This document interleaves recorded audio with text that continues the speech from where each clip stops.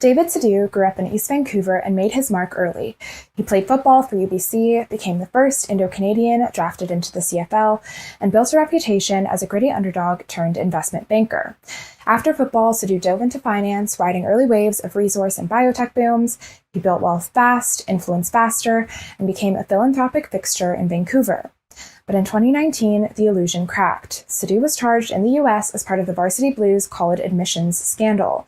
He paid a fixer to take the SATs for his sons and falsify athletic records, a $200,000 shortcut to prestige. He pled guilty to fraud and was sentenced to 90 days in a low-security U.S. federal prison.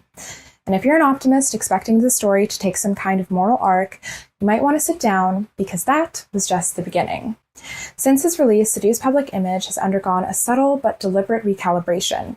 He still shows up courtside at UBC basketball games, still holds court at charity galas, still walks into rooms like a man who believes the slate is clean.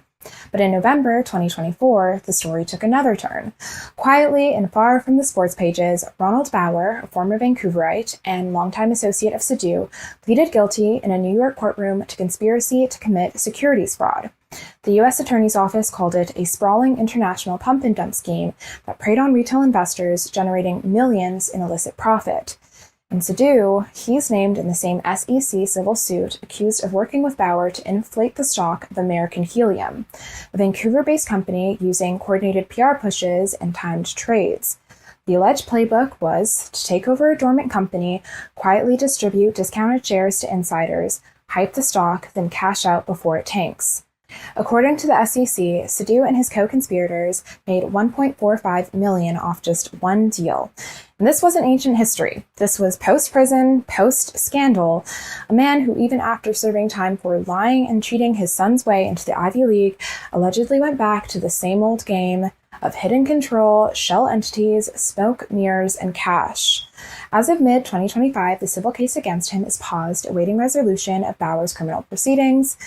Meanwhile, another alleged co-conspirator, Courtney Basser, a Full Patch Hell's Angel member, is fighting extradition from British Columbia. Prosecutors say his ring alone made $35 million using the same tactics. Okay, so you get the picture. Sidoo wasn't just a man who tried to buy his kid's way into college. That was just the headline. Beneath it is a different story, one about how wealth, reputation, once weaponized, can carve tunnels through systems built to be fair, and how even after the lights go out and the press moves on, some people, if they're rich enough or connected enough, never really leave the game. They just play it somewhere else.